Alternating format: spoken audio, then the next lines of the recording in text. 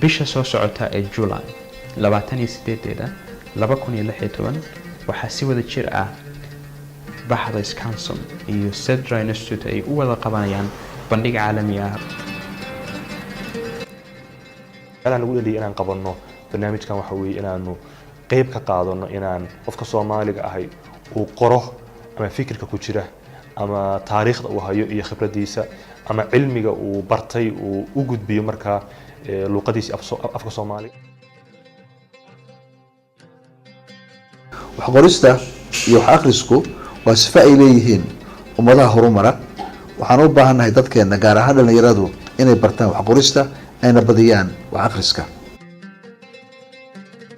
bandhigan waxaa ka soo qayb galaya dad aad u tiro badan oo ay kamid yihiin khubaro ajnabi ah oo ka imanaya meelo kala duwan dunida. waxaan kaloo casuunay dad ka imanaya gobolada oo dhan iyo dalalka dariska ah. waxaan isleeyahay faa'iidooyinka barnaamijkan ka dhalan karaya waxay noqonayaan kow in dhiirigelin xoog leh aan u sameeyno dadka raba inay wax qoraan.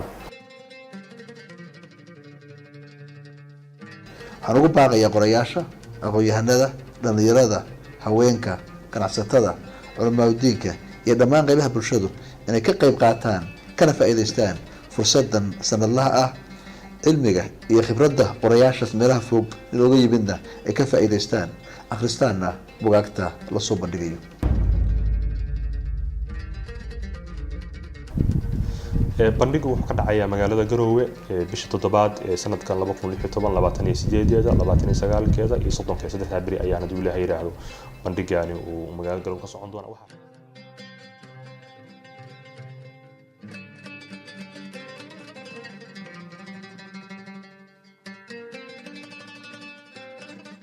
waxaan si gooni ah ugu dhiirigelinayaa qabanqaabiyaasha hay-adda cilmi baarista ee Sidra iyo bahwadaagtooda Wisconsin iyo ururka gabdhaha qalinleyda Puntland inay sii xoojiyaan dadaalka iyo kamar dhalinta qabsoomidda bandhigan caalamiga.